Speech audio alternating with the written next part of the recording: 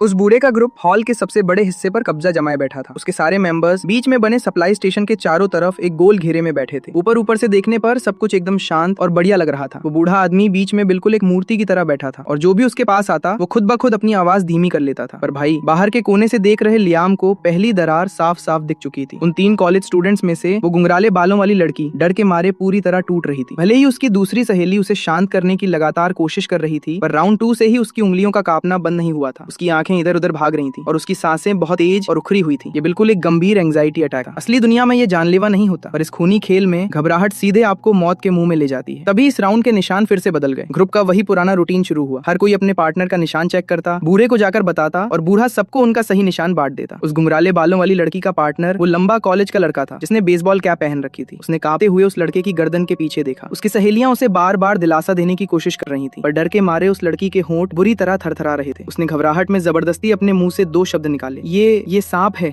पर वो लड़की बिल्कुल गलत थी। उस लड़के का निशान कौवा था, ना कि सांप। पर वो लड़का खुद अपनी आंखों से इसे नहीं देख सकता था। उसके पास अपनी पार्टनर पर भरोसा करने के अलावा कोई और रास्ता ही नहीं था। वो बुरा आदमी इस जानकारी को लेता है और बिना कुछ बदले आगे बढ़ा देता है। ग्रुप का कोई भी दूसरा बंदा इस बात को दोबारा चेक नहीं करता, क्योंकि भाई इस ग्रुप का एक बिना बोला नियम था कि किसी की बात को दोबारा चेक करने का मतलब है शक करना, और यहाँ शक करना सबसे बड़ा पाप माना जाता था। तभी आखिरी के 5 मिनट बचे और कमरों के सारे दरवाजे बंद हो गए। ठीक 3 मिनट बाद कमरा नंबर 7 के शीशे पर अचानक खून के छींटे उड़कर लग गए। जैसे ही उस लंबे कॉलेज के लड़के ने कमरे के अंदर सांप चिल्लाया, कांटों वाला वो कॉलर उसकी गर्दन पर एकदम से कस गया। नुकीले कांटे सीधे उसकी गर्दन की नस के पार हो गए। वो अपनी चीख भी पूरी तरह खत्म नहीं कर पाया था कि उसकी आत्मा हमेशा के लिए खत्म हो गई। जब कमरों के दरवाजे दोबारा खुले तो हर किसी ने कमरा नंबर 7 के अंदर पड़ी उस लड़के की लाश को देखा। कमरे की दहलीज से खून बाहर की तरफ बह रहा था और खुरदरे पत्थरों के फर्श पर एक पतली लाल लकीर की तरह आगे बढ़ रहा था। भाई जैसे ही उस घुंघराले बालों वाली लड़की ने उस लाश को देखा, उसके पैरों की जान ही निकल गई। सीधे घुटनों के बल जमीन पर गिर पड़ी और दर्द के मारे पागलों की तरह चीख चीख कर रोने लगी। उसका इरादा किसी को नुकसान पहुंचाने का बिल्कुल नहीं था। वो तो बस बहुत ज्यादा डर गई थी। खौफ के मारे उसे सांप और कौवे के निशान एक जैसे दिखने लगे थे। इतने भारी दबाव और प्रेशर के चक्कर में उसके दिमाग ने गलत फैसला ले लिया था। पर भाई अब इस सच से किसी को कोई घंटा फर्क नहीं पड़ता था। जब मौत का खौफ सामने खड़ा हो तो सच को कोई याद नहीं रखता। तभी भीड़ में से पहली आवाज गूंजी, इसने ये सब जानबूझकर किया है। क्या यही लड़की असली नाइटमेयर यानी शैतान है? इसके तुरंत बाद दूसरी आवाज आई, हाँ भाई पक्का यही विलन है। वो लड़की फूट फूट कर रोते हुए पागलों की तरह अपना सिर हिलाने लगी, यहाँ तक कि डर के मारे उसकी सांसें अटकने लगी थी। भीड़ वाले लोग तो उस पर ऐसे शक कर रहे थे जैसे घर में रिमोट खो जाने पर मम्मी सीधे आपको पकड़कर बोलती हैं पक्का ये हरकत इसी की है। खैर जब शक एक बार अपनी जुबान खोल देता है तो वो कभी चुप नहीं होता। उस ग्रुप के अंदर बैठे लोगों की आंखें अब पूरी तरह बदल चुकी थी। उनके अंदर की सारी इंसानियत और हमदर्दी गायब हो चुकी थी और उसकी जगह ले ली थी शक, नफरत और खुद को जिंदा बचाने के मतलबी लालच ने। तभी वो बूढ़ा आदमी एक कदम आगे बढ़ा। वो धीरे धीरे टहलता हुआ उस लड़की के पास गया, सबके सामने जमीन पर नीचे झुका और उसे पीने के लिए काले रंग का सूप देने लगा। बूढ़े ने बड़े प्यार से कहा, रो मत बेटा, सब जानते हैं कि तुमने ये जानबूझकर नहीं किया है। वो लड़की पागलों की तरह अपना सिर हिलाने लगी। उसने वो कटोरा लिया और उस बूढ़े को अपनी आखिरी उम्मीद समझकर उससे कसकर लिपट गई। तभी वो बूढ़ा आदमी खड़ा हुआ और अपने ग्रुप की तरफ मुड़ा। उसका टोन बहुत भारी लेकिन एकदम कड़ा था। इस हादसे ने हमें एक बहुत बड़ा सबक सिखाया है। वो असली शैतान हमारे ही बीच छुपा हो सकता है। वो किसी भी वक्त किसी को भी सिर्फ एक गलत निशान बताकर मार सकता है। इसलिए पूरे ग्रुप की सेफ्टी के लिए मैं एक बात कहना चाहता हूँ। बूढ़े ने अपनी खतरनाक चाल चलते हुए कहा, अगर मेजॉरिटी यानी ज्यादातर लोगों को किसी पर शक होता है तो हम सब मिलकर उस इंसान को एक गलत निशान बताएंगे, यानी सीधे उसे मौत के घाट उतारने के लिए एक वोट। वो सूट वाला आदमी ये सुनकर चौंक गया और मना करना चाहता था, और उसने जैसे ही चारों तरफ देखा तो भाई सबकी आंखों में सिर्फ और सिर्फ मौत का खौफ नाच रहा था। अभी अभी उनके सामने एक जिंदा इंसान तड़प कर मरा था। कोई भी अगला बकरा नहीं बनना चाहता था। उस बूढ़े का यह नया नियम बहुत ही जालिम था, पर डरे हुए लोगों को अपना डर निकालने का एक रास्ता मिल गया था। जब तक शक के दायरे में आए इंसान को रास्ते से हटाया जाएगा तब तक बाकी सब एकदम सेफ रहेंगे। तभी उस नर्स ने सबसे पहले अपना हाथ उठाया और बोली, मैं तैयार हूँ। उसके पीछे पीछे पहला, दूसरा, छठा और आखिरकार 7वां हाथ भी कांपते हुए हवा में उठ गया। उस बूढ़े आदमी ने धीरे से अपना सिर हिलाया, फिर उसकी तेज नजरें जमीन पर घुटनों के बल बैठी उस रोती हुई लड़की पर जाकर टिक गईं। बूढ़े ने उस लड़की का नाम तो नहीं लिया, पर भाई वहाँ खड़ा हर एक बंदा उसकी आंखों का इशारा साफ साफ समझ चुका था। वो लड़की आखिरकार रोना बंद कर देती है। उसने अपना सिर उठाया, उसका पूरा चेहरा आंसुओं से भीगा हुआ था। वो अपनी सहेली की तरफ एकदम शौक में घूर रही थी और उसके होंठ बिना किसी आवाज के हिल रहे थे। वो अपनी जान की भीख मांगना चाहती थी, पर भाई वहाँ कोई भी उसकी तरफ नहीं देख रहा था। लियाम दूर खड़ा ये सब देख रहा था और गुस्से में उसकी मुट्ठी अचानक भींच खींच गई। उसने अब एक बात पूरी तरह कंफर्म कर ली थी कि उस बूढ़े ने हादसे के बाद बहुत ज्यादा जल्दी रिएक्ट किया था। एक्सीडेंट होने से लेकर वोट देकर मारने का नियम बनाने तक उसने 3 मिनट से भी कम का टाइम लिया था। ये अचानक सूझा हुआ कोई आइडिया नहीं था, बल्कि एक सोची समझी प्लानिंग थी जो पहले से तैयार थी। वो बूढ़ा आदमी इसी मौके का इंतजार कर रहा था। शायद गेम की शुरुआत से ही वो बस इस आंख में बैठा था कि कब कोई पहली गलती करे और वो अपना जाल बिछाए। तभी अगले राउंड का काउंटडाउन शुरू हो गया।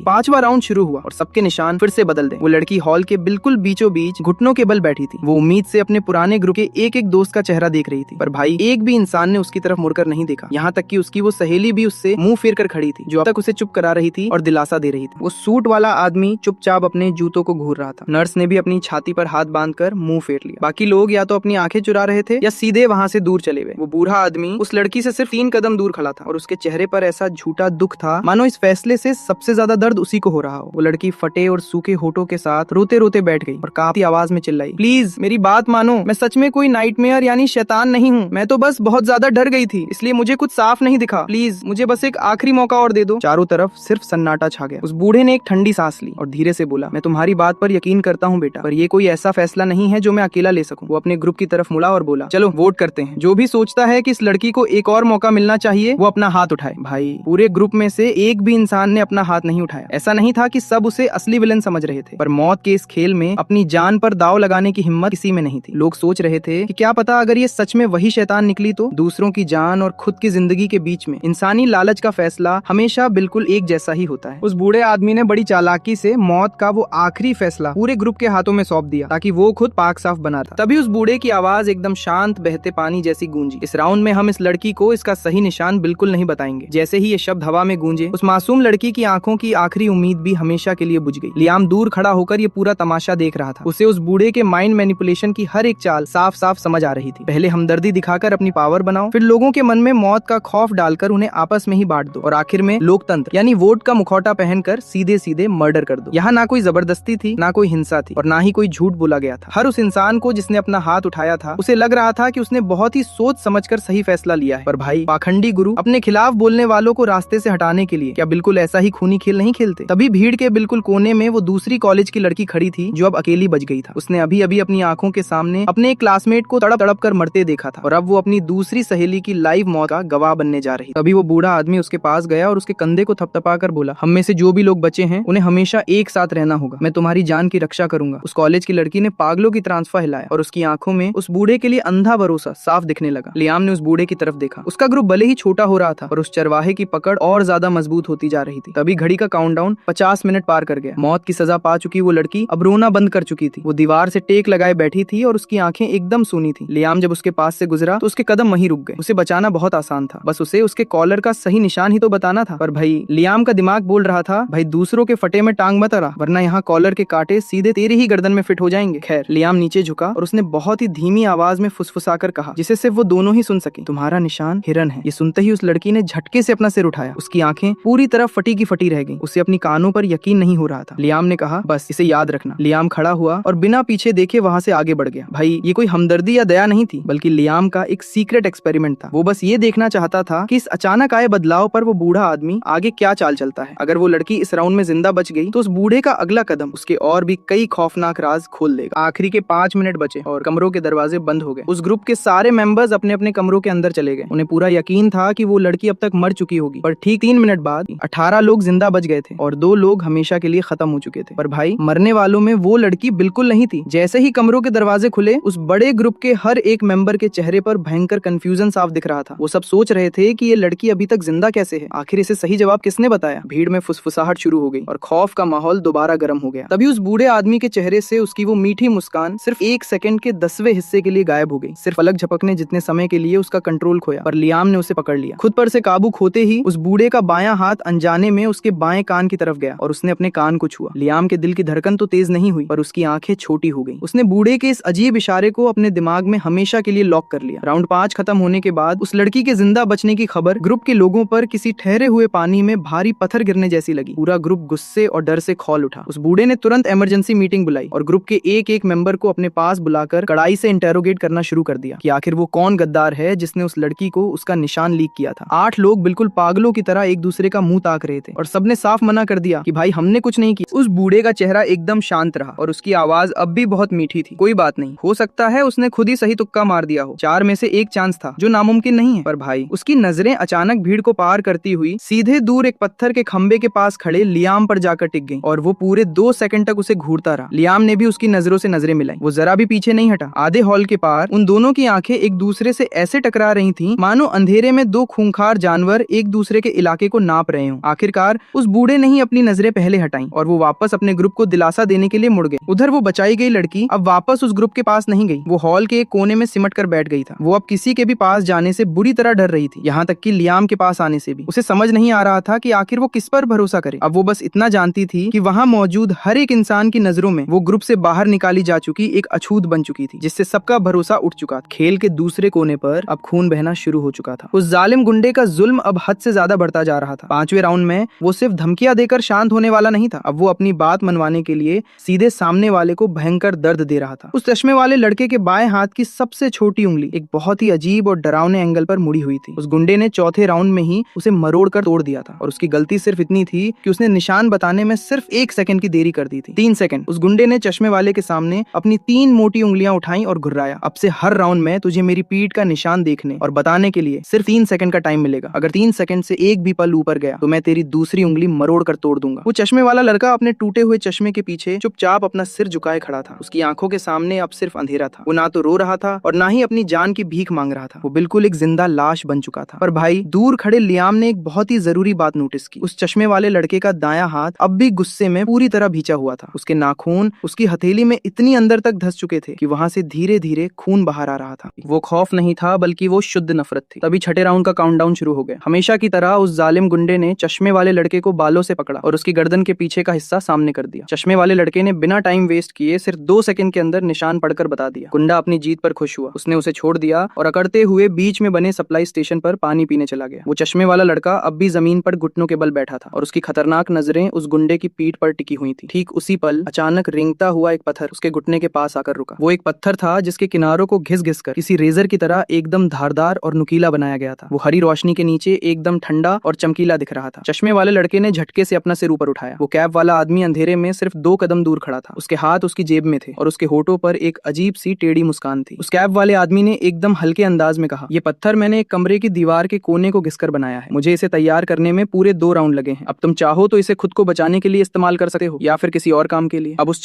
की पुतलियां डर के मारे सुकुड़ दें। 5 राउंड्स की वो भयानक बेइज्जती, उंगली टूटने का वो असहनीय दर्द, और उस गुंडे का हर बार पीठ फेरते ही पूरी तरह खुला हुआ वो नंगा बदन, वो सारे जख्म एक पल में उसके दिमाग में वापस तैरने लगे। वो कांपती आवाज में बुदबुदाया, मैं नहीं कर सका। तभी उस कैप वाले आदमी ने उसकी बात काटते हुए अपनी आखिरी लाइन बोली, जहाँ से कत्ल शुरू होता है वहीं पर सारा डर खत्म हो जाता है। वो कैप वाला भाई तो इतनी शांति से लोगों को भड़का रहा था, जैसे 2 सहेलियों की लड़ाई के बीच में कोई तीसरी आकर बोल दे, बहन मैं तेरी जगह होती तो इसके बाल नोच लेती। खैर, उस चश्मे वाले लड़के के हाथ की उंगलियां उस ठंडे पत्थर पर जाकर टिक गईं और वो बंद हो गईं। वो ठंडापन उसकी उंगलियों से होता हुआ सीधे उसके दिल तक पहुंच गया। उसने बहुत ही धीरे से उस धारदार पत्थर को अपने कपड़ों के अंदर छुपा लिया, मानो वो कोई धार्मिक रस्म पूरी कर रहा हो। लियाम एक खंबे के पीछे छिपे छिपे ये पूरा सीन बहुत ध्यान से देख रहा था। अब वो बहुत अच्छे से जान चुका था कि वो कैप वाला आदमी असल में क्या चीज है। वो यहाँ कोई प्लेयर बनकर नहीं आया था, बल्कि वो तो एक आग लगाने वाला था। वो खुद कभी आग नहीं लगाता था, वो बस माचिस की तीली ले जाकर सीधे उसी इंसान के हाथ में थमा देता था जो जलने के लिए सबसे ज्यादा तड़प रहा। हॉल के उस पार वो जालिम गुंडा अपना सिर पीछे झुकाकर गंदा काला सूप गटक रहा था। वो इस बात से बिल्कुल अनजान था कि उसके पीछे 2 आंखें उसकी गर्दन के पिछले हिस्से को लगातार घूर रही थी। उन आंखों में कोई खौफ नहीं था, बल्कि वो कत्ल करने की प्यास थी। घड़ी में अब सिर्फ 10 मिनट बचे थे। वो धारदार पत्थर चश्मे वाले लड़के की कमर से सटकर उसके शरीर की गर्मी से थोड़ा गर्म हो चुका था। वो बस उस सही मौके का इंतजार कर रहा था जब वो गुंडा वापस उसकी तरफ अपनी पीठ घुमाए। छठा राउंड एकदम सेफ निकल गया। तभी 7वां राउंड शुरू हुआ और सबके निशान फिर से बदल गए। चश्मे वाले लड़के ने बिना कोई गलती किए ठीक 3 सेकंड के अंदर ही उस गुंडे का निशान पढ़कर बता दिया। सब कुछ बिल्कुल टाइम पर हुआ और वो वापस पानी पीने के लिए सप्लाई स्टेशन की तरफ घूम गया। पर भाई, चश्मे वाला लड़का अपनी जगह से टस से मस नहीं हुआ। वो जमीन पर वैसे ही घुटनों के बल बैठा रहा। उसका दायां हैंड बहुत ही धीरे धीरे उसके कपड़ों के अंदर जाने लगा। पूरे 1 राउंड से छुपा कर रखे जाने की वजह से वो पत्थर अब पूरी तरह गर्म हो चुका था, जिसे उसकी उंगलियों ने ढूंढ लिया। जैसे ही उसने पत्थर को छुआ, उसके बेहद तेज और धारदार किनारे ने उसकी पहली उंगली को हल्का सा काट दिया। उसकी उंगली से खून की एक छोटी सी बूंद बाहर निकल आई।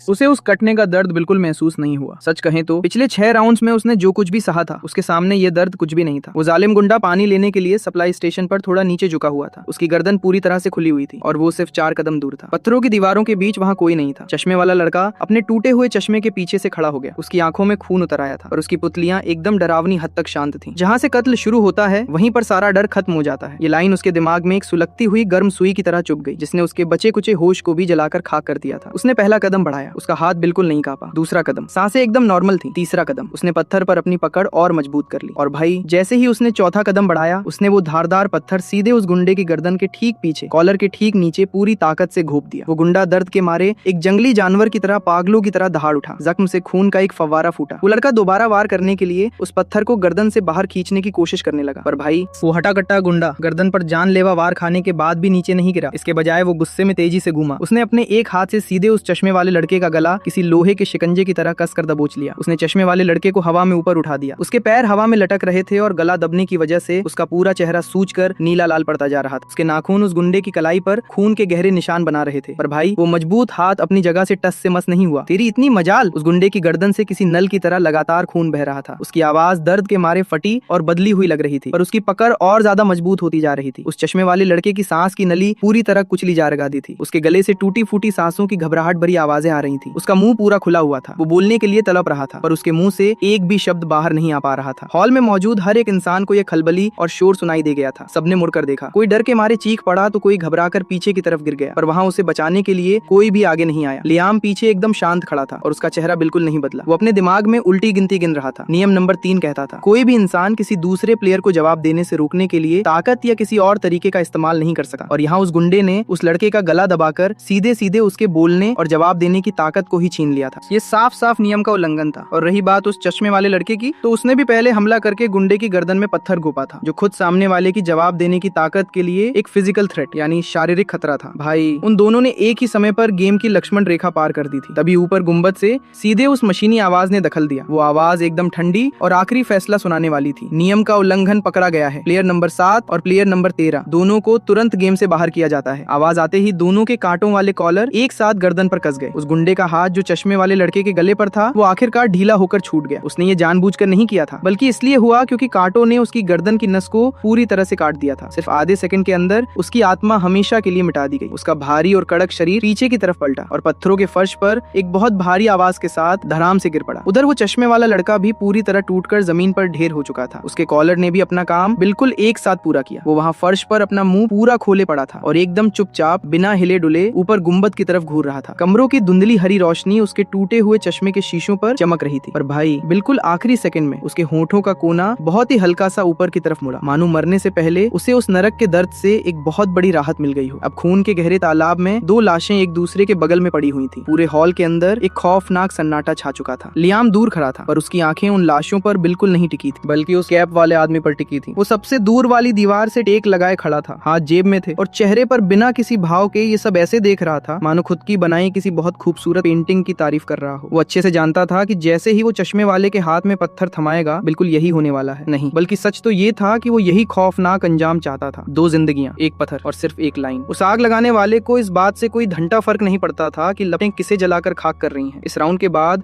अब सिर्फ 18 लोग बचे थे, नहीं बल्कि सिर्फ 17। इस डबल मर्डर को देखने के बाद वो लड़की जिसे ग्रुप से बाहर निकाल दिया गया था, वो दिमागी रूप से पूरी तरह टूट गई। अगले राउंड में वो अपने कमरे के अंदर गई और डर के मारे उसने गलत निशान बोल दिया। अब सिर्फ 16 लोग बचे थे। यहाँ मौत का लाइव टेलीकास्ट चल रहा था और लोग इतनी तेजी से कम हो रहे थे जैसे संडे की शाम को हमारे बटुए से पैसे गायब होते हैं। खैर, अब सिर्फ 16 प्लेयर्स बचे थे। उस जालिम गुंडे और चश्मे वाले लड़के की लाशों को घसीटकर हॉल के कोने में फेंक दिया गया था। उस पागल हो चुकी लड़की का कमरा, अब उसके पास जाने की हिम्मत वहाँ कोई नहीं कर रहा था। मौत अब कोई सुनी सुनाई कहानी नहीं थी, बल्कि वो तो ठीक बगल वाले कमरे के शीशे पर लगा खून का वो सूखा हुआ गहरा धब्बा था जो सबको साफ दिख रहा था। उस बूढ़े का ग्रुप इस खौफ के आगे बिल्कुल नहीं टूटा। इसके बजाय वो पहले से भी ज्यादा एक दूसरे से चिपक गए। भाई वो बूढ़ा बिल्कुल यही असर चाहता था। बाहर का खतरा जितना ज्यादा बड़ा होगा, ये भेड़ बकरियों का झुंड अपने चरवाहे पर उतना ही ज्यादा निर्भर हो जाएगा। पर उस चरवाहे की कैंची अब पूरी तरह से उठ चुकी थी। 8वें राउंड के शुरू होने से पहले उस बूढ़े ने अपने पूरे ग्रुप को एक गोल घेरे में इकट्ठा किया। उसकी आवाज पहले से भी ज्यादा भारी लग रही थी। 3 राउंड्स के अंदर अंदर 4 लोग मारे जा चुके हैं। वो असली शैतान पक्का अब भी हमारे ही बीच छुपा हुआ है। वो बस इस ताक में बैठा है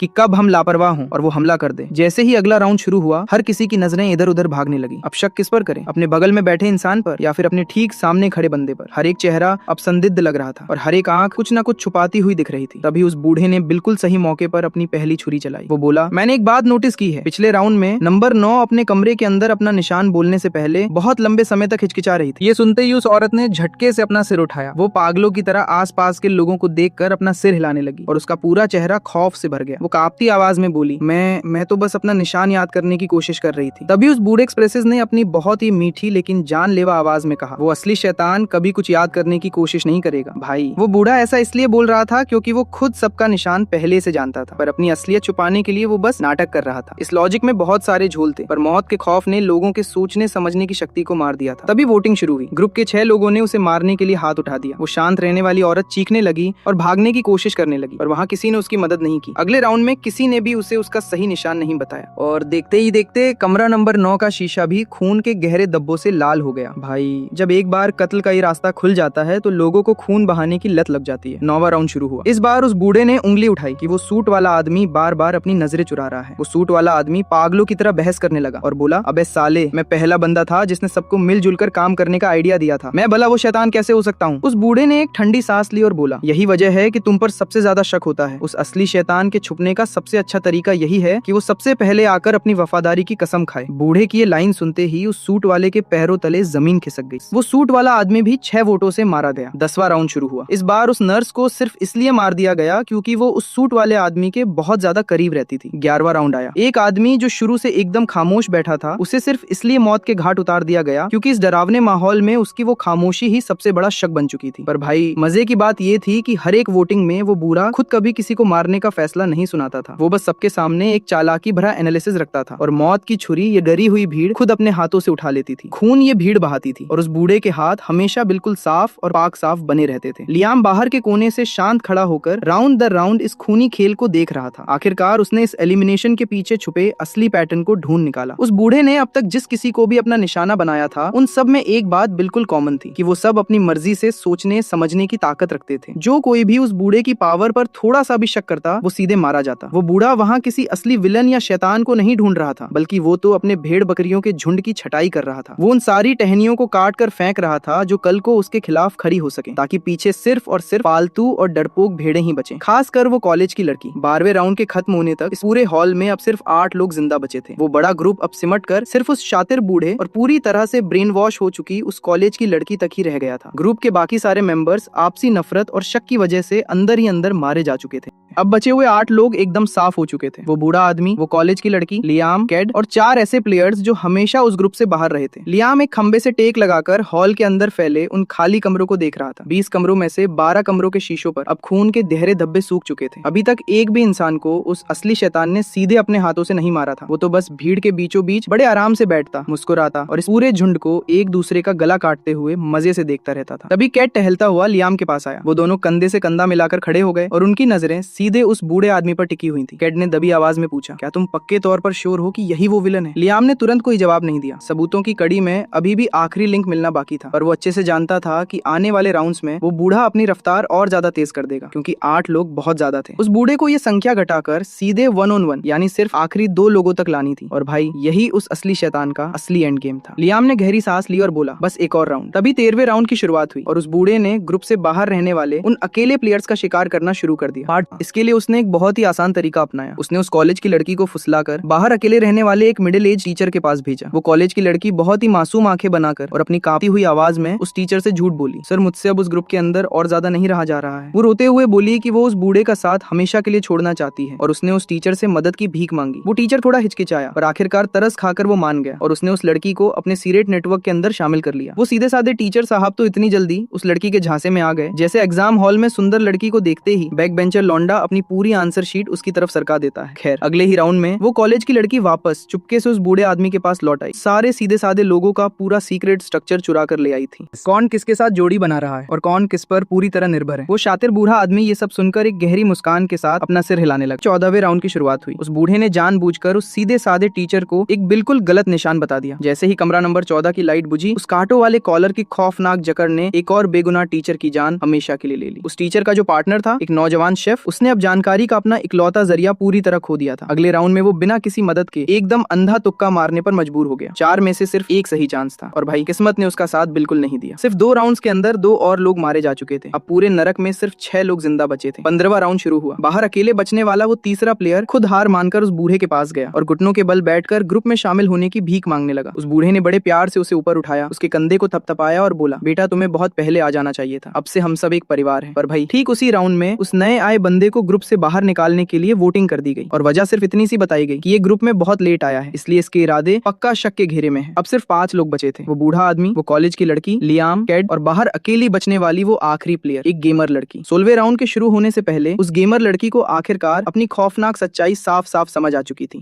उस गेमर लड़की ने चिल्लाकर कहा, तुम सबके सब अंधे हो चुके हो। वो असली शैतान शुरू से बिल्कुल तुम्हारे सामने खड़ा है। उसने अकेले 15 लोगों को मौत के घाट उतार दिया और तुम लोग अब भी उसी की बकवास सुन रहे हो। उसने अपनी उंगली सीधे उस बूढ़े आदमी की तरफ तान दी। पर भाई उस शातिर बूढ़े के चेहरे का रंग बिल्कुल नहीं बदला। उसने बस बड़े आराम से एक ठंडी सांस ली और बोला, ये बच्ची डर के मारे पूरी तरह पागल हो चुकी है। ये बस बहकी बहकी बातें कर रही है। तुम लोग इसकी बातों को अपने दिल पर बिल्कुल मत लगाओ। वो ब्रेन वॉश हो चुकी कॉलेज की लड़की तुरंत उसकी बात दोहराते हुए चिल्लाई, हाँ बिल्कुल सही, ये लड़की खुद असली विलन है जो हमें आपस में ही लड़ाने की गंदी कोशिश कर रही है। अब वोटिंग का नतीजा पहले से ही बिल्कुल तय था। अपने कमरे के अंदर कदम रखने से पहले उस गेमर लड़की ने मुड़कर आखिरी बार लियाम की तरफ देखा। उसकी आंखों में अब अपनी जान बचाने की कोई भीख नहीं थी, बल्कि सिर्फ एक अभी ना खत्म होने वाली थकावट और एक अजीब सी जिद थी। कमरे का भारी दरवाजा बंद हो गया और वहाँ की लाइट हमेशा के लिए बुझ गई। अब इस पूरे नरक के खेल में सिर्फ 4 लोग जिंदा बचे थे। 16वां राउंड खत्म होने के बाद केड टहलता हुआ लियाम के पास आया। वो दोनों हॉल के सबसे सुनसान कोने में अपनी पीठ दीवार से सटाकर खड़े हो गए और हॉल के उस पार खड़े उस बूढ़े आदमी और कॉलेज की लड़की को घूरने लगे जो अब भी उनका इंतजार कर रहे थे। भाई पहली बार केड की आवाज में एक बहुत बड़ी घबराहट और जल्दबाजी साफ महसूस हो रही थी। लियाम ने पूरे यकीन के साथ कहा, अब और इंतजार करने की कोई जरूरत नहीं है, वही असली विलेन है और मेरे पास इसका पक्का सबूत है। लियाम ने समझाते हुए आगे कहा, वो बूढ़ा हर एक राउंड में अपने कमरे के अंदर अपना निशान बोलने से ठीक पहले हमेशा अपने बाएं कान को छूता है। पूरे 16 राउंड्स बीत चुके हैं पर उसने एक बार भी इस नियम को नहीं तोड़ा है। केड ने हैरान होकर अपनी एक भौं ऊपर उठाई। लियाम बोला, उस बूढ़े के बाएं कान में कुछ छुपा हुआ है। ये पूरा डरावना खेल उसी का बनाया हुआ माया जाल है। उसे अपना निशान जानने के लिए यहाँ किसी दूसरे प्लेयर की मदद की कोई घंटा जरूरत नहीं है। उसका अपना खुद का एक सीक्रेट चैनल है और उसका वो हाथ उठाना बस उसके दिमाग का एक अनजाना रिएक्शन है। लियाम ने केड की तरफ घूरते हुए कहा, ये बिल्कुल वैसा ही है जैसे तुम किसी का मर्डर करने से पहले अपने होठों को चाटे हो। अब मना मत करना, उस चश्मे वाले को पत्थर थमाने से ठीक पहले तुमने बिल्कुल यही किया था। केड ने इस बात से साफ मना नहीं किया। इसके बजाय उसने एक बहुत ही ठंडी और तारीफ बड़ी मुस्कान दी और बोला, तो फिर चलो मिलकर उस बूढ़े को मौत के घाट उतारते हैं ताकि बाकी सब लोग इस नरक से जाग सकें। काम बहुत सिंपल है, अगले राउंड में उसे एक गलत निशान बता देंगे। पर लियाम ने मना करते हुए अपना सिर हिलाया, नहीं, उसे इतनी आसान मौत देना उसके लिए बहुत छोटा सौदा होगा। लियाम की ये बात सुनकर केड की वो मुस्कान एक सेकंड के लिए जम गई और फिर धीरे धीरे वो एक बहुत ही खतरनाक और डरावनी हंसी में बदल गई। वो लियाम के दिमाग का असली और खौफनाक मतलब समझ चुका था। उसने कहा, तुम तो मेरी सोच से भी ज्यादा इंटरेस्टिंग निकले भाई। केड ने दोस्ती के लिए अपना हाथ आगे बढ़ाया। लियाम ने 2 सेकंड के लिए पॉज लिया और फिर उसका हाथ थाम लिया। 16वें राउंड के घने अंधेरे में भेड़ बकरियों के झुंड से अलग रहने वाले इन 2 खूंखार शिकारियों ने एक ऐसा सौदा कर लिया था जो अच्छाई और बुराई की हर एक हद से बहुत आगे निकल चुका था। तो सौदे का सिर्फ एक ही मकसद था, उस असली शैतान को जान से मारना नहीं, बल्कि उसे एक ऐसी तड़प देना कि वो खुद अपनी मौत की भीख मांगने लगे। तभी 17वें राउंड की शुरुआत हुई। अब इस पूरे नरक में सिर्फ 4 लोग जिंदा बचे थे। 20 कमरों में से 16 कमरों के शीशों पर खून पूरी तरह सूख चुका था। पूरा हॉल किसी शमशान घाट की तरह एकदम सुनसान और खाली लग रहा था। बीच में बने सप्लाई स्टेशन का खाना पानी अब भी आधा भरा हुआ था, जो लंबे समय तक चल सकता था। यानी समय सिर्फ उसी का साथ देने वाला था जिसके पास सबसे ज्यादा सब्र और धीरज हो। वो बूढ़ा आदमी हॉल के बिल्कुल बीचों बीच बैठा था। वो कॉलेज की लड़की डर के मारे बिल्कुल उसके शरीर से चिपक कर बैठी हुई थी। लियाम और केड उन दोनों के ठीक सामने सीधे खड़े थे। 4 लोग और उनके बीच एक खौफनाक और खामोश जंग शुरू हो चुकी थी। ये खेल अब अपने बिल्कुल आखिरी पड़ाव यानी एंड गेम में कदम रख चुका था। उस बूढ़े को अब सिर्फ 2 और लोगों को रास्ते से हटाना था ताकि पीछे सिर्फ उसकी सबसे वफादार भेड़ यानी वो कॉलेज की लड़की बचे और वो 1 on 1 करके उसे आसानी से मार सके। पर भाई लियाम और केड इन दोनों पर उस बूढ़े के किसी भी मीठे भाषण या ड्रामे का आज तक रत्ती भर भी असर नहीं हुआ था। वो दोनों इस शतरंज की बिसात पर गड़े हुए दो ऐसे लोहे के कील थे जिन्हें हिलाना नामुमकिन था। ये देखकर उस बूढ़े ने तुरंत अपनी प्लानिंग बदल दी। अब वो किसी को अपनी टीम में शामिल करने का नाटक नहीं करने वाला था। अब उसने सीधे अपने ग्रुप के अंदर से ही कत्ल करने का रास्ता चुना। जैसे ही इस राउंड के निशान फिर से बदले, उस बूढ़े ने उस कॉलेज की लड़की को खींचकर एक कोने में ले गया और उसके कान में धीरे से फुसफुसाया। आम दूर से उस बूढ़े के हिलते होठों को पढ़ तो नहीं सकता था, पर उस कॉलेज की लड़की के चेहरे पर फैला खौफ उसे सब कुछ साफ साफ बयां कर रहा था। वो बूढ़ा उस लड़की को समझा रहा था कि वो लियाम से जाकर सीधे झूठ बोले, उसे एक गलत निशान बताए और उसके भरोसे का इस्तेमाल करके सीधे उसका मर्डर कर दे। थोड़ी देर बाद वो कॉलेज की लड़की बहुत ही डरे हुए कदमों से लियाम की तरफ बढ़ने लगी। उसके हाथ की उंगलियां एकदम कड़क हो चुकी थी और उसकी आवाज थर-थर कांप रही थी। वो, मैंने तुम्हारी कॉलर का निशान चेक कर लिया है, तुम्हारा निशान साफ है। लियाम ने शांत नजरों से नीचे झुककर उस लड़की की तरफ देखा। उसने उसके झूठ को सबके सामने पकड़ा नहीं। उसने बस बड़े आराम से एक ऐसी लाइन बोली जिसने उस लड़की के पैरों तले जमीन खिसका दी। लियाम बोला, तुम्हारा निशान हिरन है। ये सुनते ही उस कॉलेज की लड़की की आंखों की पुतलियां एकदम छोटी हो गईं। भाई, वो उस बूढ़े के हुक्म को पूरा करने में इतनी ज्यादा अंधी हो चुकी थी कि उसने एक बार भी अपने खुद के निशान के बारे में सोचा तक नहीं था। पर जैसे ही वो लियाम की तरफ बढ़ी थी, लियाम ने पहले ही उसकी गर्दन के पीछे बने पैटर्न को पढ़ लिया था और उसे उसका सही जवाब बिना मांगे ही दे दिया था। वो पूरे 3 सेकंड तक वहां पर एकदम सन्नाटा छाया रहा। लियाम अपनी बात पर रुका नहीं, वो आगे बोलता रहा। उसकी आवाज में रत्ती भर भी हमदर्दी नहीं थी और उसका बोला हर एक शब्द किसी तेज डॉक्टर की छुरी की तरह सीधे कलेजे के पार जा रहा था। लियाम ने उस लड़की की आंखों में आंखें डालकर कहा, राउंड नंबर 4 याद है ना? तुम्हारी क्लासमेट ने बहुत ज्यादा नर्वस होने के चक्कर में अपने पार्टनर को एक गलत निशान बता दिया था और नतीजा, वो लड़का तड़प तड़प कर वहीं मर गया। उस कॉलेज की लड़की के होंठ अब बहुत बुरी तरह कांपने लगे थे। लियाम ने कड़क आवाज में आगे कहा, पहले राउंड से लेकर अब तक तुम्हारे इस ग्रुप ने मिलकर कितने लोगों को जान से मार डाला है? वो शांत रहने वाली औरत, वो सूट वाला आदमी, वो नर्स, वो टीचर, उन सबको इसी ग्रुप ने वोट देकर मौत के घाट उतारा है। और उन सब की वोटिंग किसने शुरू की थी? इस पूरे ग्रुप को उस रास्ते पर किसने मोड़ा? लियाम ने उसकी आंखों में आंखें डालकर कहा, तुमने ये सब अपनी आंखों के सामने होते हुए देखा, पर तुमने एक बार भी सवाल उठाने की हिम्मत नहीं की। लियाम एक कदम और आगे बढ़ा और उसकी नजरें सीधे उस लड़की के कलेजे को चीरती हुई पार निकल दी। वो बोला, तुम बेगुनाह नहीं हो, तुम भी इस कत्ल में बराबर की साझीदार हो। ये सुनते ही वो कॉलेज की लड़की ऐसे टूट कर बिखर गई मानो उसके शरीर से ताकत की एक एक बूंद निचोड़ ली गई हो। उसके घुटने कांपने लगे और वो लड़खड़ाने लगी। वो झटके से वापस उस बूढ़े आदमी की तरफ मुड़ी, मानो वो उस सीधे साधे चेहरे में इस बात का कोई इनकार ढूंढ रही हो कि लियाम झूठ बोल रहा है। पर भाई, उस बूढ़े आदमी के चेहरे का हाव भाव अब पूरी तरह बदल चुका था। उसके उस मीठे चेहरे के पीछे छुपा असली और खौफनाक रूप अब बहुत ही हल्के से बाहर आ रहा था। उसके चेहरे पर ना तो कोई गुस्सा था और ना ही कोई घबराहट थी, बल्कि वो तो एक ऐसे शिकारी का शौक था जिसे उसके खुद के शिकार ने पलटकर दांत गला दी। उस बूढ़े का बायां हाथ झटके से उसके बाएं कान की तरफ गया और फिर तुरंत नीचे गिर गया। पर भाई, इस बार वहां मौजूद हर एक इंसान ने उसकी इस हरकत को साफ साफ अपनी आंखों से देख लिया था। केट के होठों पर धीरे धीरे एक टेढ़ी मुस्कान आ गई और वो बोला, पकड़ लिया बेटा। उस बूढ़े ने बहुत तेजी से अपना हाथ कान के पास से हटाया, पर अब बहुत देर हो चुकी थी। केट के इन शब्दों ने वहां मौजूद हर किसी का ध्यान सीधे उस बूढ़े के बाएं कान की तरफ ऐसे खींच लिया मानो लकड़ी के अंदर कोई लोहे की कील ठोक दी गई हो। वो कॉलेज की लड़की अब एकदम चुपचाप उस बूढ़े को घूर रही थी। उसकी आंखों में उस बूढ़े के लिए जो अंधा भरोसा था, उसमें पहली बार एक बहुत बड़ी दरार साफ दिख रही थी। पर वो शातिर बूढ़ा बहुत जल्दी खुद को संभाल लेता है। वो मुस्कुराते हुए अपने दोनों हाथ फैलाता है और बोलता है, क्या पकड़ लिया भाई? ये तो बस मेरी एक छोटी सी आदत है। जब लोग थोड़े नर्वस होते हैं तो उनके शरीर की ऐसी छोटी मोटी हरकतें अपने आप हो जाती हैं। तभी लियाम ने बीच में ही उसकी बात काट दी। उसकी आवाज भले ही बहुत ज्यादा तेज नहीं थी, पर उसका बोला हर एक शब्द 1000 किलो जितना भारी लग रहा था। लियाम बोला, पहले राउंड में अपना निशान बोलने से ठीक पहले तुमने अपने बाएं कान को छुआ था। लियाम आगे बोला, दूसरे राउंड में तुमने बिल्कुल यही हरकत दोबारा की। तीसरे राउंड से लेकर इस 17वें राउंड तक हर एक सिंगल राउंड में अपने कमरे के अंदर घुसने से ठीक 3 सेकंड पहले तुम हमेशा अपने बाएं कान को एक बार छूते हो, बिल्कुल फिक्स समय पर, बिना किसी एक भी गलती के। उस बूढ़े की वो मीठी मुस्कान अब आधी गायब हो चुकी थी। लियाम ने उसकी आंखों में आंखें डालकर आखिरी वार किया। नर्वस होने वाली आदतें हमेशा रैंडम होती हैं, जैसे बालों को खुजलाना, उंगलियों को आपस में रगड़ना या होठों को चबाना। उनका समय और जगह हमेशा बदलती रहती है, पर तुम्हारी ये हरकत हमेशा एक ही हाथ, एक ही जगह और बिल्कुल एक ही फिक्स सेकंड पर आकर लॉक हो जाती है। ये कोई घबराहट नहीं है मेरे भाई, ये तो सीधे सीधे तुम्हारी तरफ से किया जाने वाला कंफर्मेशन है। लियाम बहुत ही धीमे और नपे तुले कदमों से उस बूढ़े के चारों तरफ गोल गोल घूमने लगा, मानो कोई शिकारी अपने जाल में फंसे शिकार के इर्द गिर्द घेरा बना रहा हो। लियाम ने चलते चलते पूछा, तुम आखिर किस बात का कंफर्मेशन कर रहे हो? हर राउंड में अपने कमरे के अंदर घुसने से ठीक पहले तुम्हें एक बहुत ही जरूरी जानकारी को चेक करना होता है, और वो है तुम्हारा खुद का निशान। लियाम बोला, इस नरक के बाकी सारे आम प्लेयर्स अपने पार्टनर्स पर भरोसा करते हैं, पर तुमने आज तक यहाँ मौजूद एक भी सिंगल इंसान से मदद नहीं मांगी है। पूरे 17 राउंड्स बीत चुके हैं, पर तुमने एक बार भी किसी से ये नहीं कहा कि जरा मेरी गर्दन के पीछे का निशान देखकर बताओ। वो बुरा आदमी सिर्फ दूसरे लोगों के निशान इकट्ठे करता था और सबको उनके जवाब बांटता था, पर आज तक वहाँ किसी को ये नहीं पता चला कि उसे उसका खुद का निशान कैसे मिल जाता है। लियाम ने कड़क आवाज में कहा। वो चिल्लाया, वो राज सीधे तुम्हारे इस बाएं कान के अंदर छुपा हुआ है। ये सुनते ही उस बूढ़े के चेहरे पर सिर्फ एक पल के लिए एक अजीब सा खौफ खौफ और कंपन साफ दिखाई दिया। उस जैसे सातिर लेवल के खिलाड़ी के चेहरे पर ऐसा झोल सिर्फ 1 सेकंड के 10वें हिस्से के लिए ही टिका था। पर भाई, लोगों की बारीकियों को पकड़ने वाले एक शातिर नॉवेलिस्ट की आंखों के लिए वो 1 सेकंड का छोटा सा हिस्सा ही उसे गुनहगार साबित करने के लिए बहुत था। लियाम ने उसके झूठ की परतों को आर पार उधेड़ते हुए कहा, ये पूरा खौफनाक खेल तुम्हारी ही बनाई हुई एक मायावी दुनिया है और यहाँ के ये सारे खूनी नियम भी तुम्हारे ही बनाए हुए हैं। लियाम ने आगे कहा, ये सारे कमरे तुम्हारा ही डिजाइन है, ये खुरदरी पत्थरों की दीवारें, ये गंदा काला पानी, यहाँ की हर एक चीज सिर्फ इसलिए बनाई गई है ताकि कोई भी प्लेयर खुद अपना निशान कभी ना देख सके, वो बस पूरी तरह एक दूसरे पर ही निर्भर रहे। तुमने जानबूझकर जानकारी का एक ऐसा मकड़जाल बुना और फिर खुद सबसे ऊपर बैठकर हमें आपस में ही एक दूसरे का गला काटे हुए मजे से देखते रहे। तभी उस बूढ़े आदमी ने आखिरकार मुस्कुराना बिल्कुल बंद कर दिया। उसका वो मीठा और सीधा साधा चेहरा पानी में भीगी हुई किसी ऑयल पेंटिंग की तरह लग रहा था, जिसके रंग एक एक करके उड़ रहे थे और उसके पीछे का असली और खूंखार चेहरा साफ बाहर आ रहा था। 16 लोग। लियाम ने अपनी उंगलियां ऊपर उठाई और चिल्लाया, तुम्हारे इस भरोसे के खेल में पूरे 16 लोग अपनी जान गंवा चुके हैं। तुमने कभी किसी एक इंसान को भी अपने खुद के हाथों से नहीं मारा, पर यहाँ गई हर एक जान सिर्फ और सिर्फ तुम्हारी इस बिसात पर ही खत्म हुई है। लियाम ने आगे गिनाया, वो सूट वाला आदमी तुम्हारे लॉजिक ट्रैप में फंसा, वो नर्स तुम्हारी लगाई इस झूठी गवाही की वजह से मारी गई, और वो टीचर वो तुम्हारी भेजी हुई इस जासूस लड़की के चक्कर में मारा गया। लियाम ने उस बूढ़े की आंखों में आंखें डालकर आखिरी सच बोला, तुम्हारी ये झूठी शराफत और हमदर्दी ही तुम्हारी असली छुरी थी और लोगों का खौफ उसका कवर था। तुमने जब जब उस छुरी को बाहर निकाला, तुमने बाकी लोगों को ये यकीन दिला दिया कि वो कत्ल खुद उनकी अपनी मर्जी से हो रहा है। अब पत्थरों की उन दीवारों के बीच सिर्फ लियाम की कड़क आवाज गूंज रही थी और उधर वो कॉलेज की लड़की सदमे के मारे फर्श पर पूरी तरह ढेर हो चुकी थी। उस लड़की ने अपने दोनों हाथों से अपना मुंह दबा रखा था और वो बुरी तरह कांप रही थी। जिन लोगों को उसने अपने खुद के हाथों से वोट देकर इस गेम से बाहर निकाला था, उन सब के चेहरे एक एक करके उसकी आंखों के सामने तैरने लगे। वो अब तक सोच रही थी कि वो खुद की जान बचा रही है, पर भाई अब उसे साफ साफ समझ आ चुका था कि वो कोई प्लेयर नहीं बल्कि इस खूनी मंच पर नचाई जाने वाली एक कठपुतली और जल्लाद ही। वो बूढ़ा आदमी बहुत लंबे समय तक एकदम खामोश रहा और फिर उसने धीरे धीरे तालियां बजाना शुरू कर दिया। सुनसान हॉल में गूंजती उसकी वो धीमी तालियां ऐसी लग रही थी मानो कोई ताबूत के ढक्कन को थपथपा रहा हो। वो बोला, बहुत बढ़िया। उस बूढ़े की आवाज अब पूरी तरह बदल चुकी थी। उसके अंदर की बची कुची हमदर्दी अब गायब हो चुकी थी और उसकी जगह एक बहुत ही ठंडी और खतरनाक नजर आ चुकी थी। वो गुर्राया, एक नॉवेलिस्ट हो ना तुम? मैंने तुम्हें पहले राउंड से ही नोटिस कर लिया था। तुम्हारी आंखें बाकी सबसे अलग थी। एक जिंदा इंसान की आंखों में हमेशा मौत का खौफ दिखा है, पर तुम्हारी आंखों में वो बिल्कुल नहीं था। उस बूढ़े ने अपना बायां हाथ उठाया, अपनी पहली उंगली को अपने बाएं कान के अंदर डाला और वहां से एक छोटे से काले रंग का दाना बाहर निकाला। उसने उसे अपनी हथेली पर रखते हुए कहा, यह बैकडोर ट्रांसमीटर है। तुम बिल्कुल सही थे, मुझे हर सेकंड अपने खुद के निशान का पता रहता है। बूढ़े ने एक शैतानी मुस्कान दी और बोला, पर इससे अब क्या घंटा फर्क पड़ता है। और ये कहते ही उस बूढ़े ने उस ट्रांसमीटर को अपनी उंगलियों से पूरी तरह कुचलकर खा कर दी। वो बूढ़ा घमंड में बोला, तुम लोग मुझे जान से नहीं मार सकते। उसने अपने हाथों से बची हुई धूल को झाड़ा और अपनी हथेलियों को आपस में ऐसे रगड़ा मानो उसने कोई बहुत ही मामूली सा काम पूरा किया हो। वो मुस्कुराया, तो अब तुम जान चुके हो कि मैं ही इस खूनी खेल का असली नाइटमेयर हूँ, तो अब क्या उखाड़ लोगे? उसने उन तीनों की तरफ देखा और उसकी आवाज वापस उसी डरावने सन्नाटे में बदल गई। वो गुर्राया, ना मुझे मार सकते हो, ना मुझे यहाँ से बाहर निकाल सकते हो। अभी 4 राउंड्स और बाकी हैं, तुम लोग कर भी क्या सकते हो? लियाम बिल्कुल खामोश रहा। बूढ़े ने अपनी चाल चलते हुए आगे कहा, मुझे तुम तीनों के कॉलर का निशान अच्छे से पता है। अगले राउंड में मैं तुम में से किसी को भी सीधे मौत की नींद सुला सकता हूँ। तभी उसकी नजर उस कॉलेज की लड़की पर जाकर टिक गई। वो 2 सेकंड तक उसे घूरता रहा और हल्के अंदाज में बोला, और हाँ, इसमें ये लड़की भी शामिल है। इसने खुद अपने हाथों से 11 लोगों को वोट देकर मारने में मेरी पूरी मदद की है। अब अगर तुम मुझसे लड़ना चाहते हो तो मैं सबसे पहले इसी को रास्ते से हटाऊंगा, क्योंकि ये अब मेरे किसी काम की नहीं रही। भाई, ये उस बूढ़े का आखिरी मोहरा था। वो एक जान की बाजी लगाकर बाकी के 2 शिकारियों को अपने जाल में बांधना चाहता था। वो जानता था कि जब तक लियाम और कैड इस लड़की को बचाने के चक्कर में पीछे हटेंगे, तब तक वो पूरी ताकत से उस पर हमला नहीं कर पाएंगे। उस बूढ़े को बस किसी भी तरह 4 राउंड्स तक इस खेल को खींचना था, ताकि वो सीधे आखिरी 1-on-1 मुकाबले तक पहुंच सके और गेम जीत जाए। तभी कैड ने बहुत ही आलस के साथ अपनी उंगलियों को चटकाया और ठंडे अंदाज में बोला, तो फिर इसे मर जाने दो। ये सुनते ही उस कॉलेज की लड़की की सांसें अटक गई और वो चिल्लाई, कैड। पर लियाम अपनी जगह से बिल्कुल नहीं मुड़ा। उसने बस बहुत ही शांत आवाज में उसका नाम पुकारा, कैड। कैड ने तुरंत अपना मुंह बंद कर लिया और उसके होठों की वो टेढ़ी मुस्कान अब भी गायब नहीं हुई थी। लियाम बहुत ही शांत कदमों से उस कॉलेज की लड़की की तरफ बढ़ा और उसके ठीक सामने घुटनों के बल बैठ गया। लड़की का पूरा चेहरा आंसुओं से भीगा हुआ था। लियाम ने उसकी आंखों में देखकर पूछा, इस वक्त तुम्हें सबसे ज्यादा डर किससे लग रहा है, उस बूढ़े से या फिर हम दोनों से? लड़की का गला सूख चुका था और उसके मुंह से कोई आवाज नहीं निकली। लियाम आगे बोला, जब तुम उस बूढ़े के साथ मिलकर दूसरों को मौत का वोट दे रही थी, तो तुम्हें लग रहा था कि तुम खुद को जिंदा बचा रही हो, पर तुम्हारे हर एक वोट के साथ उस बूढ़े के लिए तुम्हारी कीमत 1 नंबर कम होती जा रही थी, क्योंकि तुम्हारी वैल्यू धीरे धीरे खर्च हो रही थी। अब तुम उस ग्रुप में अकेली बची हो और उसने तुम्हारा पूरा रस निचोड़कर तुम्हें एकदम खाली कर दिया है। उस कॉलेज की लड़की की आंखें अब पागलों की तरह डगमगाने लगी थी। लियाम ने उसकी घबराहट को देखते हुए आखिरी वार किया, अभी अभी उसने तुम्हारी जिंदगी का इस्तेमाल करके मुझे धमकी देने की गंदी कोशिश की। क्यों? सोचा है कभी? क्योंकि वो अच्छे से जानता है कि तुम एक पालतू भेड़ की तरह हमेशा की तरह चुपचाप चुपचाप उसका हुक्म मानती रहोगी। लियाम की ये आखिरी लाइन सीधे उस लड़की के कलेजे के सबसे कमजोर हिस्से पर एक नुकीली सुई की तरह जाकर चुभ गई। ये सुनते ही उस लड़की का बचा कुचा हौसला भी पूरी तरह टूट गया। उस लड़की की आंखें एक बार फिर भर आईं, पर भाई इस बार उन आंसुओं में खौफ बिल्कुल नहीं था, बल्कि वो अपनी खुद की बेइज्जती और शर्मिंदगी का गुस्सा था। वो बूढ़ा दूर खड़ा यह सब देख रहा था और गुस्से में उसका बायां हैंड थोड़ा सा भींच गया। लियाम खड़ा हुआ और उस बूढ़े की तरफ मुड़ा। उसका टोन इतना शांत था मानो वो बैठकर मौसम की बात कर रहा हो। लियाम बोला, तुम्हारे पास अब सिर्फ दो ही पत्ते बचे हैं, पहला हम दोनों का निशान और दूसरा इस लड़की की गुलामी और वफादारी। और तुम्हारा वो दूसरा पत्ता पहले से ही बुरी तरह हिल रहा है। अब बताओ तुम्हारे पास और क्या बचा है। उस शातिर बूढ़े ने तुरंत कोई जवाब नहीं दिया और उसका वो कुछ सेकंड का सन्नाटा ही खुद में एक बहुत बड़ा जवाब था। लियाम ने उसकी आंखों में आंखें डालकर मुस्कुराते हुए कहा, तुम घबरा रहे हो। घबरा रहा हूँ। वो बूढ़ा एक बार फिर मुस्कुराया, पर इस बार उसकी मुस्कान में कुछ बहुत बड़ी गड़बड़ थी। वो बोला, मुझे तो बस यह देखकर मजा आ रहा है कि मेरा ये खेल पकड़ लेने से तुम जीत नहीं गए। पर लियाम ने मना करते हुए अपना सिर हिलाया, नहीं, मुझे यहाँ जीतने की कोई घंटा जरूरत नहीं है। यह सुनते ही उस बूढ़े ने अपनी आंखें सिकोड़ ली। लियाम ने आगे कहा, तुमने इस खौफनाक खेल को सिर्फ इसलिए डिजाइन किया था ताकि तुम इंसानी फितरत को पूरी तरह टूटते हुए देख सको। तुम्हारी वो तालियां बजाने वाली ऑडियंस अब मर चुकी है। इस स्टेज पर अब सिर्फ 4 ही लोग जिंदा बचे हैं। लियाम एक कदम और आगे बढ़ा और बोला, अब तुम्हारे पास देखने के लिए आखिर बचा ही क्या है। भाई, पहली बार उस बूढ़े की उस नकली मुस्कान में एक असली दरार साफ साफ दिखाई दी। ये अपनी चोरी पकड़े जाने का कोई डर नहीं था, बल्कि उससे भी ज्यादा गहरी कोई चीज थी। वो एक खालीपन था। लियाम ने उसे पूरी तरह भांप लिया था। इस आदमी ने अकेले इस पूरे नरक के खेल को खड़ा किया, 16 लोगों की जिंदगियों के साथ खिलवाड़ किया। पर जैसे जैसे ये खेल अपने अंत के करीब आ रहा था, उसे पहली बार एक ऐसी हार महसूस हो रही थी जिसे वो नाम तक नहीं दे सकता था। एक ऐसा शिकारी जो अपना ही इलाका खो दे, वो अपने शिकार से भी ज्यादा तड़पता है। लियाम ने अपने दिमाग की बिसात पर अब आखिरी मोहरा सेट कर दिया था। उसे जान से मारने की कोई जरूरत नहीं थी और ना ही उससे कोई लड़ाई करने की जरूरत थी। बस कुछ ऐसा करना था कि वो खुद अपने हाथों से पूरी बिसात को पलट कर फेंक दे। तभी अगले राउंड का काउंटडाउन शुरू हो गया। कमरों के दरवाजे बंद होने में अब पूरे 58 मिनट बाकी थे। वो कॉलेज की लड़की धीरे से फर्श से खड़ी हुई और चलकर सीधे लियाम के बगल में आकर खड़ी हो गई। उसने अपने मुंह से एक शब्द भी नहीं निकाला। वो बस वहाँ चुपचाप खड़ी रही। वो बूढ़ा आदमी बहुत ध्यान से उसे देख रहा था। उसका बायां हाथ हमेशा की तरफ फिर से हवा में ऊपर उठा, पर भाई, अपने कान तक पहुंचने से ठीक पहले ही वो अचानक हवा में रुक गया, क्योंकि उसके कान का वो सीक्रेट डिवाइस तो पहले ही पूरी तरह कुचलकर तबाह हो चुका था। तभी घड़ी की सुइयां टिक टिक करते हुए आखिरी 10 मिनट के पार निकल गई और उस पूरे सुनसान हॉल के अंदर एक बहुत ही डरावना और खौफनाक सन्नाटा पसर गया। पीछे हटा और सप्लाई स्टेशन के पास वापस बैठ गया। उसका बैठने का तरीका अब भी वैसा ही अकड़ वाला था। पर भाई, लियाम ने एक बहुत बारीक बात नोटिस कर ली थी। उस बूढ़े का बायां हाथ अब उसके घुटने पर ही टिका हुआ था और दोबारा कभी हवा में ऊपर नहीं उठा। उसका वो सीक्रेट ट्रांसमीटर हमेशा के लिए जा चुका था। तभी लियाम उस कॉलेज की लड़की की तरफ बढ़ा। वो एक खंबे के पास अपनी छाती पर हाथ बांधकर खड़ी थी। उसकी आंखें अब भी पूरी तरह फिक्स नहीं थी, मानो कोई इंसान गहरे पानी से अभी अभी बाहर निकला हो और अपनी सांसें वापस लाने की कोशिश कर रहा हो। लियाम ने कहा, पीछे मुड़ो। वो लड़की एक सेकंड के लिए रुकी और फिर धीरे से घूम गई। लियाम ने उसकी गर्दन के पीछे देखा और बोला, मछली। वो लड़की इतनी ज्यादा घबराई हुई थी कि जब लियाम ने उसे मछली बोला तो वो ऐसे चौंक गई जैसे वेजिटेरियन लौंडे की प्लेट में गलती से चिकन का पीस आ गया हो। कैट ने भी चेक किया। खैर, वो लड़की अपनी जगह से बिल्कुल नहीं हिली। उसके मुंह से बहुत ही दबी हुई आवाज निकली, समझ गई, समझ गई। उसकी आवाज सुनकर ऐसा लग रहा था मानो वो खुद ये तय नहीं कर पा रही है कि उसे इन 2 शब्दों पर भरोसा करना चाहिए या नहीं। लियाम ने उस पर कोई दबाव नहीं डाला। वो मुड़ा और वहाँ से दूर चला गया। लगभग 7 या 8 मिनट बाद कैट दूसरी तरफ से चक्कर काटता हुआ आया और उस कॉलेज की लड़की के पास आकर रुक गया। वो नीचे नहीं झुका। उसने बस चलते चलते उसकी गर्दन के पीछे एक सरसरी नजर डाली और हल्के से एक शब्द फेंक कर आगे बढ़ गया, मछली। इतना कहकर केट वहाँ से आगे बढ़ गया। वो कॉलेज की लड़की अपनी जगह पर एकदम बुत बनकर खड़ी रही। उसने पहले लियाम की तरफ देखा और फिर दूर जाते हुए केट की पीठ को घूरा। 2 अलग अलग लोग, 2 बार कंफर्मेशन और दोनों का बिल्कुल एक ही जवाब। उसने मनी मन खुद से एक बार वो शब्द दोहराया, मछली। और भाई, इस खौफनाक जगह पर आने के बाद पहली बार ऐसा हुआ था जब डर के मारे उसकी हथेलियां भींच कर मुट्ठी नहीं बनी थी। वो बूढ़ा दूर बैठा ये सब देख रहा था, पर उसने अपने मुंह से एक शब्द भी नहीं निकाला। तभी घड़ी का काउंटडाउन 30 मिनट पार कर गया। सप्लाई स्टेशन के पास वो कॉलेज की लड़की पानी ले रही थी। तभी किस्मत से लियाम भी वहीं पहुंच गया। उसने हाथ में अपना कटोरा पकड़ा, थोड़ी देर हिचकिचाई और फिर हिम्मत जुटाकर बोली, तुमने मुझे सच क्यों बताया? लियाम ने पलट कर पूछा, क्या बताया? तुम्हारा निशान। लड़की थोड़ी देर के लिए रुकी। वो बोली, क्या तुम्हें इस बात का रत्ती भर भी डर नहीं लगा कि मैं जाकर ये सब उस बूढ़े को बता दूंगी? लियाम ने उस पर एक सरसरी नजर डाली और सीधे पूछा, तो क्या तुमने उसे बता दिया? उस कॉलेज की लड़की ने इस बात का कोई सीधा जवाब नहीं दिया और उसकी उंगलियां एक पल के लिए कसी और फिर एकदम रिलैक्स हो गई। उसने सूप का एक घूंट लिया। अब उसके हाथों में पकड़ा वो कटोरा पागलों की तरह कांप नहीं रहा था, बस उसमें बहुत हल्की सी हलचल थी। लियाम ने अपना कटोरा उठाया और वहां से जाने के लिए मुड़ने से ठीक पहले बोला, अगले राउंड में अपना निशान चेक करवाने के लिए सीधे केड के पास जाना, मुझसे मत पूछना। वो लड़की ऊपर देखकर कुछ कहना चाहती थी, पर लियाम पहले ही वहां से गायब हो चुका था। वो अकेली सप्लाई स्टेशन के पास खड़ी रही और अपने कटोरे के अंदर उस गंदे काले पानी को एक टक घूरने लगी। जिन चेहरों के खिलाफ उसने खुद वोट दिया था, वो सब एक एक करके उसकी यादों में वापस जिंदा होने लगे। वो नजारा इतना साफ था कि खौफ के मारे उसका पेट मरोड़ने लगा। तभी आखिरी के 5 मिनट बचे और कमरों के दरवाजे बंद होने वाले थे। वो चुपचाप अपने कमरे के अंदर चली गई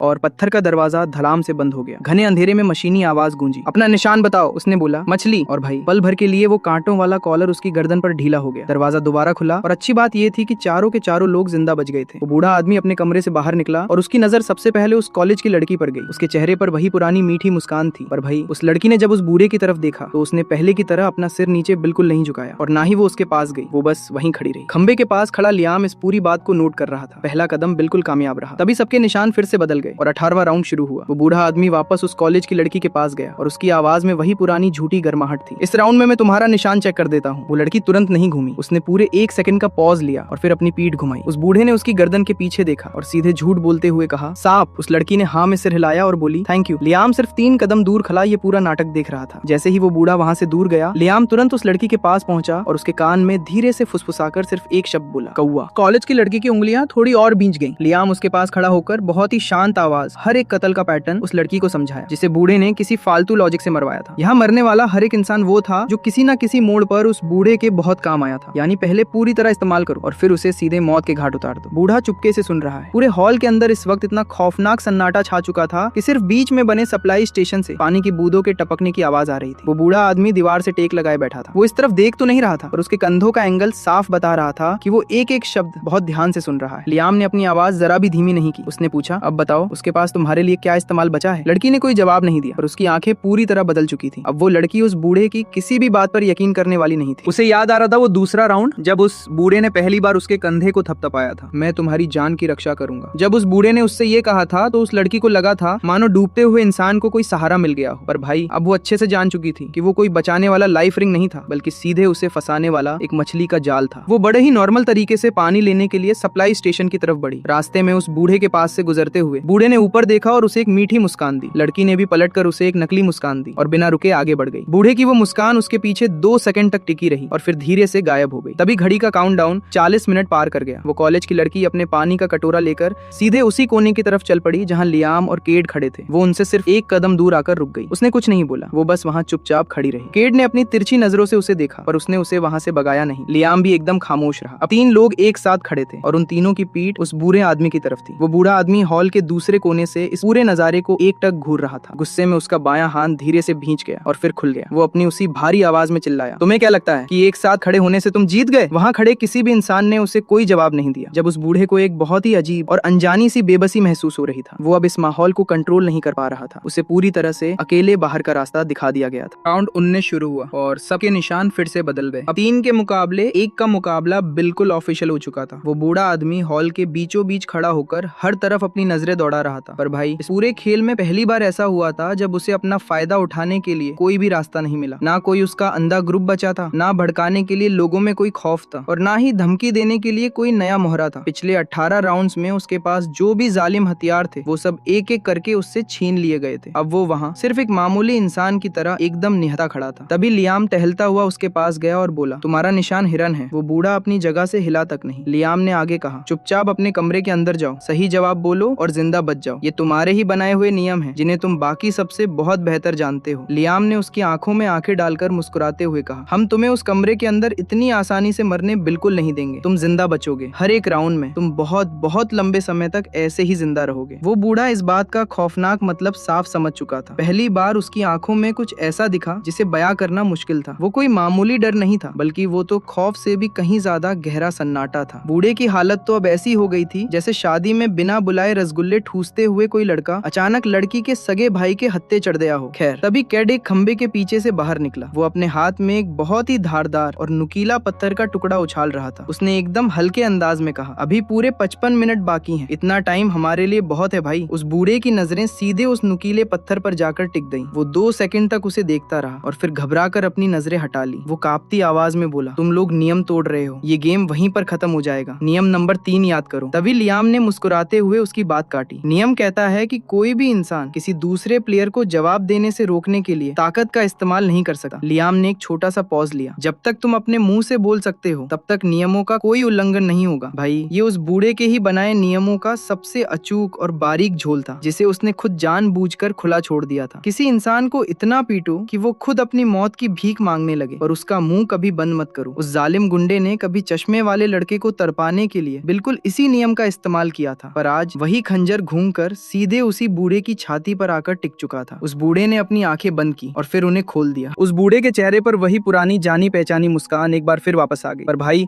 इस बार उस मुस्कान के पीछे कुछ भी नहीं बचा था, वो एकदम खोखली थी। वो बोला, दिलचस्प है। पर केड के पास अब उसकी फालतू बकवास सुनने का बिल्कुल टाइम नहीं था। अगले 55 मिनट तक उस पूरे सुनसान हॉल के अंदर सिर्फ दो ही आवाजें गूंजती रहीं, केड के बहुत ही शांत और कड़े सवाल और दर्द के मारे रुक रुक कर आने वाले उस बूढ़े के जवाब। केड सीधे इस पूरे नरक के खेल के असली ढांचे, नियमों के पीछे छुपे सीक्रेट नियमों और इस गेम के डिजाइन से लेकर इसे चालू करने तक के एक एक बारीक सीक्रेट को उगलवा रहा था। शुरुआत में उस बूढ़े ने बातों को घुमाने की पूरी कोशिश की और गोल मोल जवाब देने लगा, पर केड ने उस पर कोई जल्दबाजी या दबाव नहीं डाला। वो बहुत ही शांति से उस बूढ़े की पूरी बात खत्म होने का इंतजार करता और फिर एक बिल्कुल नए एंगल से अपना अगला सवाल दाग देता। लियाम एक खंबे के पास बैठकर उस बूढ़े के मुंह से निकले एक एक शब्द को अपने दिमाग में नोट कर रहा था, उन्हें आपस में जोड़ रहा था और सबूतों को क्रॉस रेफरेंस कर रहा था। उधर वो कॉलेज की लड़की सामने वाली दीवार से टेक लगाकर खड़ी थी। वो ये सब देख नहीं रही थी, बस अपनी नजरें नीचे झुकाए बहुत धीरे धीरे अपनी उंगलियों से अपने कटोरे के किनारे को सहला रही थी। तभी आखिरी के 5 मिनट बचे। केड अचानक रुका, उसने अपने हाथों को साफ किया और सीधा खड़ा हो गया। वो बूढ़ा जमीन पर दीवार से अपनी पीठ सटाकर बैठा था। उसकी सांसें बहुत ज्यादा उखड़ी हुई और तेज थीं, पर उसकी आंखें अब भी खुली थीं। उसने ऊपर खड़े लियाम की तरफ देखा और उसके होंठों का कोना थोड़ा सा कांपने लगा। वो बोला, तुम आखिर मुझसे चाहते क्या हो? लियाम ने कड़क आवाज में कहा, इस नरक के खेल से बाहर निकलने का असली रास्ता, the exit to this nightmare. ये सुनकर वो बूढ़ा जोर से हंस पड़ा, पर भाई इस बार उसकी उस हंसी में कुछ बहुत ही असली और सच लग रहा था, मानो आज जाकर उससे किसी ने एक ऐसा सवाल पूछा हो जो सच में जवाब देने के लायक था। उसने कुछ बोलने के लिए अपना मुंह खोला और वो अपनी बात आधी ही बोल पाया था कि तभी कमरों के बंद होने का भयंकर अलार्म बज उठा और उस मशीनी आवाज के शोर ने उस बूढ़े के शब्दों को पूरी तरह से दबा दिया। चारों के चारों लोग अपने अपने कमरों की तरफ बढ़ गए। कमरे के अंदर कदम रखने से ठीक पहले लियाम ने एक आखिरी बार उस बूढ़े के कॉलर का निशान दोबारा चेक किया कि कोई गड़बड़ ना हो। घने अंधेरे में मशीनी आवाज गूंजी। उस बूढ़े ने बिल्कुल सही जवाब दिया। उसका कॉलर ढीला हो गया और वो जिंदा बच गया। जैसे ही कमरों के दरवाजे दोबारा खुले, वो बूढ़ा बाहर निकला, लियाम के सामने आकर रुका और अपनी अधूरी बात पूरी करते हुए बोला, इस नरक के खेल से बाहर निकलने का रास्ता इसके अंदर मौजूद ही नहीं है। तभी राउंड 20 शुरू हुआ और उन्हें पूरे 55 मिनट मिले। कैड ने उस बूढ़े को धकेलकर सबसे दूर वाले कमरे के पास एक बंद कोने में खड़ा कर दिया, बिना कोई फालतू बात किए, पर उसके मुंह से एक भी आवाज नहीं निकली। कैड का तरीका बहुत ही सटीक था। उसका हर एक वार सीधे शरीर के उस हिस्से पर लग रहा था जहां सबसे ज्यादा दर्द महसूस होता है, पर वो उसके बोलने की ताकत को बिल्कुल भी नुकसान नहीं पहुंचा रहा था। लगभग 10 मिनट के बाद वो बूढ़ा भीख मांगने के लिए नहीं बल्कि पागलों की तरह हंसने के लिए अपना मुंह खोलता है। तुम्हें क्या लगता है कि इस सब से तुम्हें कुछ हासिल होगा? मैंने खुद इस खेल को डिजाइन किया है। तुम दोनों का ये छोटा सा दर्द मेरा क्या उखाड़ लेगा? लियाम सीधे उसके सामने घुटनों के बल बैठा और उसकी आंखों में झांकते हुए बोला, ऐसा नहीं है कि तुम दर्द से नहीं डरते। उस बूढ़े ने कोई जवाब नहीं दिया। लियाम ने आगे कहा, पर तुम्हारे पास से अब सारे मोहरे खत्म हो चुके हैं। तुम आखिर किस बात के भरोसे यहाँ पर टिके हुए हो? क्या तुम इस खेल के रीसेट होने और नए प्लेयर्स के आने का इंतजार कर रहे हो? ये सुनते ही उस बूढ़े की आंखें एक पल के लिए कांप उठी। उसके चेहरे पर आया ये छोटा सा बदलाव लियाम की पैनी नजरों से नहीं बच पाया। लियाम अपनी बात पर रुका नहीं, वो आगे बोलता रहा, तुम्हारे चुप रहने से ये नरक का खेल रुकने वाला नहीं है, पर हाँ, तुम इसे बहुत जल्दी हमेशा के लिए खत्म जरूर कर सकते हो। वो बोला, तुम्हें क्या लगता है कि सिर्फ 20 लेवल पार कर लेने से सब कुछ खत्म हो जाता है? इतना कहकर वो बूढ़ा बहुत लंबे समय के लिए एकदम शांत हो गया। कैड उसके बगल में चुपचाप खड़ा रहा और वो धारदार पत्थर का टुकड़ा उसकी उंगलियों के चारों तरफ एक बार घूमा और फिर आकर रुक गया।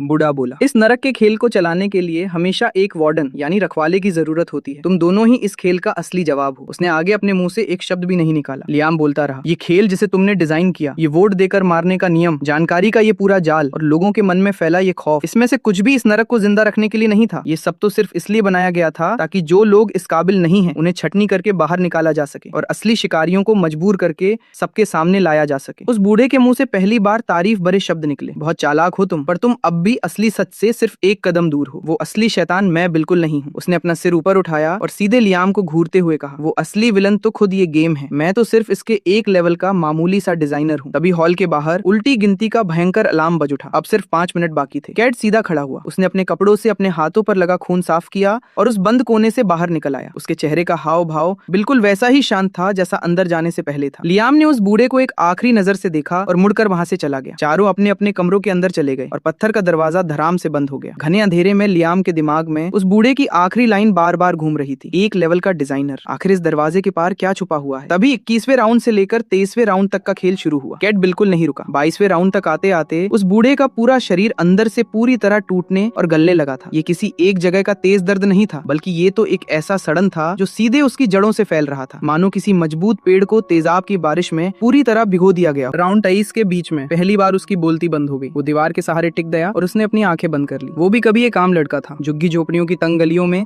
अपनी टीम के साथ भारी सामान ढोता था। कंधे छिल चुके थे, आत्मा पूरी तरह टूट चुकी थी, पर वो बस जैसे तैसे जी रहा था। उसके साथ के लोग या तो हार मान गए या फिर बर्बाद हो गए, लेकिन उसने एक तीसरा रास्ता चुना। वो लोगों को ध्यान से देखता था, किसकी क्या कमजोरी है, किसके पीछे किसका हाथ है और कौन उसकी तरक्की की सीढ़ी बन सका है। दलदल से बाहर निकलने में उसे पूरे 20 साल लग गए। जब वो पहली बार एक बड़े आलीशान ऑफिस में बैठा तो नीचे लोग उसके एक इशारे का इंतजार कर रहे थे। वो एहसास कोई सुकून नहीं था, बल्कि एक लत यानी नशा था। ताकत पाना उसका मकसद नहीं था, बल्कि वो ताकत ही उसका असली रोमांच थी। जैसे फ्री फायर में ग्रैंड मास्टर पहुंचने के बाद असली मजा आता है, वैसे ही उस कुर्सी का चस्का लग चुका था। लेकिन उसके ऊपर बैठे लोग उससे भी ज्यादा बूढ़े, शातिर और नियमों के खेल में माहिर थे। वो किसी को रास्ते से हटाना चाहता था, सब कुछ गायब कर देना चाहता था, लेकिन ऊपर बैठी 7-8 जोड़ी आंखें उस पर लगातार नजर रखे हुए थी। उसकी एक छोटी सी उंगली का हिलना भी एक बड़ा सबूत छोड़ जाता था। वैसे क्या आपको भी लाइफ में कभी ऐसा लगा है कि कोई आप पर 24 घंटे नजर रख रहा है? कमेंट में जरूर बताएं। पिंजरा भले ही सोने का था, पर था तो पिंजरा ही। उसके हलक में कुछ घुट रहा था, जो धीरे धीरे बढ़ता ही जा रहा था। उसे समझ नहीं आ रहा था कि इस घुटन को क्या नाम दे। तभी एक दिन उसे कोई मिला। वो असली दुनिया का नहीं, बल्कि एक दुस्वप्न यानी डरावने सपने की दुनिया का था। उसने बताया कि एक ऐसी जगह है जहाँ कोई सरकारी मंजूरी, कोई नियम कानून या कागजी कार्रवाई नहीं है जो इंसान को जिंदा लाश बना दे। वहाँ वो खुद नियम बना सकता था, वो खुद तय कर सकता था कि कौन जिएगा और कौन मरेगा। वो इंसानी फितरत के सबसे गंदे चेहरे को दुनिया के सामने ला सकता था। उसने एक सेकंड भी नहीं सोचा। पिंजरे से भेड़िया आजाद हो चुका था। वो लालच में सब कुछ निगलने लगा, ताकत का अंधा इस्तेमाल होने लगा। इंसानी फितरत पूरी तरह नंगी हो चुकी थी। लेकिन एक जानवर आखिर जानवर ही होता है। वो बस एक बड़े पिंजरे में शिफ्ट हो गया था, जहाँ इस बार उसका शरीर टूट चुका था और आत्मा खत्म हो चुकी थी। पर उसने हार मानने से मना कर दिया। उसने फिर से अपनी आंखें खोली। गुंबद पर धुंधली हरी लाइट अब भी जल रही थी। बुजुर्ग ने धीरे से अपना सिर उठाया। केड उससे 3 कदम दूर खड़ा था। लियाम उसके सामने घुटनों के बल बैठा था। लियाम ने पूछा, क्या समझ आया? तभी बूढ़ा बोला, जब उसने पहली बार इस गेम को डिजाइन किया था तो उसने इस सिस्टम को एक नाम दिया था, लर्न्ड हेल्पलेसनेस। उसने खुद ये शब्द जोर से बोला। उसकी आवाज एकदम सपाट थी, जैसे वो किसी और की मौत का फरमान पढ़ रहा हो। लियाम कुछ नहीं बोला। बुजुर्ग आगे बोला, मैंने एक रिसर्च पेपर में ये शब्द पढ़ा था, किसी पर बार बार इतना दबाव डालो कि वो पूरी तरह हार मान ले और बेबसी को ही अपनी किस्मत समझ ले। वो रुका और बोला, मैंने इसे राउंड 1 से 10 के बीच इस तरह सेट किया था ताकि बड़े से बड़े ग्रुप की हिम्मत भी टूट जाए। तभी काउंटडाउन का अलार्म बजा। अब सिर्फ 5 मिनट बचे थे। लियाम बोला, तुमने कहा था कि तुम सिर्फ इस एक लेवल के डिजाइनर हो, तो फिर अगले लेवल को किसने डिजाइन किया है? बुजुर्ग की आंखें झटके से खुल गईं। उसके होठ हिले पर कोई आवाज नहीं निकली। पहली बार उसके चेहरे पर एक नया भाव था। ये मायूसी नहीं बल्कि खौफ था। राउंड 24 शुरू हुआ। सारे निशान रीसेट हो गए। तो कॉलेज की लड़की दीवार के पास से चलकर लियाम के करीब आती है। लियाम उसकी तरफ देखता है और बहुत धीरे से बोलता है। वो बोला, तुम जानती हो कि इसका क्या मतलब है? लियाम ने आगे कहा, मैं जानता हूँ कि ये काम तुम्हें ही करना पड़े, ऐसा जरूरी नहीं है, पर अगर तुम तैयार हो तो ये सबसे साफ और सही तरीका होगा। वो कॉलेज की लड़की कुछ सेकंड्स के लिए बिल्कुल शांत रहती है और फिर अपनी गर्दन हिलाकर हाँ कह देती है। लियाम तुरंत उस बुजुर्ग की तरफ मुड़ता है। वो उनके पास चलकर जाता है, नीचे झुककर बैठता है और बुजुर्ग की उस धुंधली पड़ चुकी आंखों में आंखें डालकर देता है। वो बोला, आपका मार्क यानी निशान मछली है। बुजुर्ग ने तुरंत कोई जवाब नहीं दिया। वो लियाम की तरफ ऐसे देखने लगे जैसे वो यकीन करना चाह रहे हों कि क्या ये शब्द सच हैं, या फिर वो शायद ये परख रहे थे कि क्या अब उनके पास सच की परवाह करने की कोई भी वजह बची है। वो बोला, तुम ये बात मुझे क्यों बता रहे हो? उनकी आवाज बिल्कुल सूख चुकी थी। लियाम उसकी तरफ देखा है। वो बोला, क्योंकि ये फैसला आप खुद अपने लिए कर रहे हैं, हम आपको नहीं मार रहे हैं। अब आप तय करिए कि आपको जाना है या यही रुकना है। बुजुर्ग ने रोट हुए अपनी आंखें बंद कर ली। केट वापस आता है, पिलर के सहारे टिक जाता है और बिना कुछ बोले बस सबको देखने लगता है। वो बुजुर्ग काफी देर तक दीवार से टिक कर बैठे रहे। उनकी पूरी जिंदगी उनकी आंखों के सामने तैरने लगी। झुग्गी झोपड़ियों की वो तंग गलियां, वो सोने का पिंजरा, वो शांति की उम्मीद, और फिर से शुरू हुआ ये खौफनाक मंजर। उन्होंने सोचा था कि आखिरकार उन्हें एक ऐसी जगह मिल गई है जहाँ कोई जंजीर नहीं है, पर असल में ये भी एक अलग तरह का पिंजरा ही था। और इस बार तो यहाँ से बाहर निकलने का कोई रास्ता भी नहीं था, न मर पाना न जी पाना। ये ठीक वैसी ही किस्मत थी जैसी उन्होंने दूसरों के लिए बनाई थी। अब आखिरी के 5 मिनट बचे थे और सेल के दरवाजे बंद होने वाले थे। वे चारों अपने अपने सेल की तरफ बढ़ने लगे। बुजुर्ग अपनी जगह से खड़े होते हैं। उनके कदम बहुत धीमे थे, ठीक उस इंसान की तरह जो बहुत लंबे समय तक चला हो और अब आखिरकार उसने रुकने का फैसला कर लिया हो। वो अपने सेल के अंदर चले जाते हैं। पत्थर का भारी दरवाजा नीचे गिर जाता है। उस घने अंधेरे में एक मशीनी आवाज गूंजती है। वो बोली, अपना मार्क बताइए। पूरे 4 सेकंड तक वहाँ बिल्कुल सन्नाटा छाया रहा। बुजुर्ग ने कहा, सांप। इतना कहते ही कांटे सीधे गर्दन की नस के पार हो गए। न कोई तड़प हुई, न कोई चीख निकली। गुंबद से उस मशीनी आवाज ने एक बार फिर ऐलान किया। इस बार उसका टोन बदला हुआ था, मानो बरसों से सोया हुआ कोई सिस्टम जाग उठा हो। वह बोली, खौफनाक विलन का खात्मा हो चुका है। बचे हुए सभी खिलाड़ी ध्यान दें, लेवल क्लियर हो गया है। तभी हर एक सेल का दरवाजा खुल जाता है। लियाम बाहर आता है और उस खाली हॉल में अकेला खड़ा हो जाता है। 16 सेलों के शीशों पर अभी भी खून के दाग लगे थे। सप्लाई स्टेशन पर रखा काला सूप अभी भी आधा भरा हुआ था। सब कुछ ठीक वैसा ही दिख रहा था जैसा 24 राउंड पहले था, पर अब कुछ भी पहले जैसा नहीं बचा। बचा था। केट उसके बगल में आकर खड़ा हो जाता है। दोनों कंधे से कंधा मिलाकर खड़े थे। दोनों में से कोई कुछ नहीं बोला। भाई साहब, इसे कहते हैं मौत को छूकर टक से वापस आना। खैर, तभी गुंबद की हरी रोशनी अचानक एक तेज सफेद रोशनी में बदलने लगती है। पत्थर की दीवार पर एक दरार दिखाई देती है जो पहले कभी वहाँ नहीं थी। ऐसा लगा जैसे अंदर से कोई चीज उसे तोड़कर बाहर आ रही हो। लियाम अपनी भौहें सिकोड़कर उस दरार को घूरने लगता है। उस बुजुर्ग ने सच ही कहा था, वो तो बस इस एक लेवल का डिजाइनर था। वो दरार धीरे धीरे और चौड़ी होती गई, यहाँ तक कि वह पूरी तरह से फट गई। वो एक पतली लकीर जैसी थी, जैसे किसी तलवार ने उस पूरे ग्रे स्पेस यानी धुंधली जगह को दो टुकड़ों में चीर दिया हो। उसके अंदर से एक बर्फीली रोशनी बाहर आने लगी, मानो वहाँ की हवा ही पत्थर बन चुकी हो। लियाम और केट वहाँ से जाने का कोई नाम नहीं ले रहे थे। वे उस दरार के एकदम कोने पर शांत खड़े थे। वे दोनों उस कॉलेज की लड़की की तरफ मुड़ते। लियाम बोला, मुझे बताओ कि तुमने न जाने कितने छोटे छोटे नाटक किए ताकि ऐसा लगे जैसे तुम्हें सहारे की जरूरत हो, ताकि तुम उस बुजुर्ग को अपने जाल में फंसा सको। केट करीब आता है और बोला, जब भी तुमने अपनी कमजोरी दिखाई उसने बुजुर्ग का भरोसा तुम पर और बढ़ा दिया, और बुजुर्ग के मरने से पहले तुम आखिरी इंसान थी जिससे उन्होंने बात की थी। तुम इस खेल की कोई मामूली गोट या प्यादा नहीं हो, तुम उम्मीद से कहीं ज्यादा खतरनाक हो। वह बस धीरे से एक कदम आगे बढ़ाती है, फिर भी उसका खड़ा होने का अंदाज वहाँ मौजूद हर किसी से ज्यादा मजबूत और अडिग था। आखिरकार वह बोली, ये दुनिया वैसी बिल्कुल नहीं है जैसी तुम्हें सामने से दिखती है। मैं इस कहानी की कोई कमजोर खिलाड़ी नहीं हूँ, और ना ही मैं सिर्फ एक बेकसूर शिकार हूँ। केट कुछ पल के लिए खामोश रहता है, फिर बहुत धीरे से बोलता है, ये लड़की जो राज छुपा रही है वो इस खौफनाक खेल से भी कहीं ज्यादा गहरा है। कॉलेज की लड़की चुपचाप पीछे मुड़कर उन्हें देखने लगती है। उसके चश्मे पर आखिरी बार एक चमक चमकती है। वो उनके किसी भी सवाल का कोई जवाब नहीं देती। वो बस एक हल्की सी मुस्कान देती है जो किसी गलत मौसम में खिले फूल जैसी थी। वो दिखने में तो सुंदर थी, पर उसमें कुछ बहुत अजीब था। वो बहुत ही हल्के लहजे में बोलती है। वो बोली, अगली बार मिलने का इंतजार रहेगा। उसने ये बात इतनी आसानी से कही मानो कोई मामूली बात हो। इतना कहकर वो मुड़ती है और उस दरार के अंदर चली जाती है। वो गायब हो चुकी थी। लियाम और केट 2 सेकंड्स के लिए एक दूसरे को देखते हैं। अब उनके पास ना तो कोई जानकारी बची थी और ना ही आगे खेलने का कोई जरिया। अब वो दरार ही बाहर निकलने का इकलौता रास्ता थी। वे दोनों एक के बाद एक उस दरार के अंदर कदम रख देते हैं। उनके जाते ही वो दरार ऐसे बंद हो जाती है जैसे वहाँ पहले कभी कुछ था ही नहीं। दूसरी तरफ सारा अपनी आंखें खोलती है। वो एक बहुत बड़े बेड पर लेटी हुई थी जिस पर सफेद चादर बिछी थी। कमरे की बड़ी बड़ी खिड़कियों से बाहर रात के अंधेरे में शहर की अनगिनत रोशनियां चमक रही थी। वो बहुत धीरे धीरे उठकर बैठती है, ठीक उस जानवर की तरह जो एक लंबी और गहरी नींद से जाग रहा। वो अपना चश्मा उतार देती है। चश्मा हटते ही वो पूरी तरह से एक अलग इंसान दिखाई दे रही थी। वो अपनी उंगलियों से चश्मे के फ्रेम को छूती है। उसके होठों का कोना धीरे से ऊपर की तरफ मुड़ता है। ये एक मामूली सी मुस्कान थी, पर इसने उसके पूरे लुक को बदल कर रख दिया। वो काफी देर तक वहीं बैठी रही, मानो किसी गहरी जीत का मजा ले रही हो। काफी देर बाद वो आखिरकार पीछे मुड़ती है। उसके पीछे मेज पर एक कंप्यूटर की स्क्रीन चमक रही थी। कंप्यूटर की नीली और सफेद रोशनी उसके चेहरे पर पड़ रही थी, जिससे उसकी वो रहस्यमयी मुस्कान कभी उजाले में तो कभी अंधेरे की परछाई में छिप रही थी। उसकी आंखों में एक अजीब सा लगाव और प्यार साफ दिखाई दे रहा था, मानो वो किसी ऐसी चीज को निहार रही हो जिसे उसने बहुत लंबे समय से सहेज कर रखा हो। वो नंगे पैर उस ठंडे फर्श पर चलती है, कुर्सी पर बैठती है। उसकी नजरें सीधे कंप्यूटर की स्क्रीन पर जमी हुई थी। उस स्क्रीन पर एक स्प्रेडशीट खुली थी जिसमें कई पंक्तियों में लोगों के नाम और उनका डेटा लिखा हुआ था। सबसे ऊपर छोटे फॉन्ट में टेक्स्ट की एक लाइन लिखी थी जिसे वो अच्छी तरह से जुबानी याद रख चुकी थी। वो अपनी एक उंगली से स्क्रीन को छूती है और एक नाम पर जाकर रुक जाती है। वो बहुत ही धीरे से बोलती है, लियाम। उसने ये नाम इतने प्यार से लिया मानो किसी पुराने दोस्त को बुला रही हो या फिर किसी शिकार का ठिकाना पक्का कर रही हो। उसके होठों की रहस्यमयी मुस्कान अब और ज्यादा गहरी हो चुकी थी। दूसरी तरफ लियाम अपनी आंखें खोलता है। उसके सामने वही जानी पहचानी सफेद छत थी। खिड़की के बाहर गाड़ियों का शोर और हवा की आवाजें आ रही थी। ये वो सब आवाजें थीं जो सिर्फ असली दुनिया में ही सुनाई देती हैं। उसका कमरा बहुत छोटा था। उसकी मेज पर ढेर सारे मैन्युस्क्रिप्ट्स और अधूरी कहानियों के पन्ने पड़े हुए थे। कमरे की दीवारों पर केस एनालिसिस चार्ट लगे हुए थे। उन पर लाल धागे और छोटे नोट इस तरह उलझे थे जैसे कोई मकड़ी का जाला हो। लियाम उठकर बैठता है और कुछ देर सन्नाटे में खिड़की के बाहर घूरता है। फिर वह नीचे अपने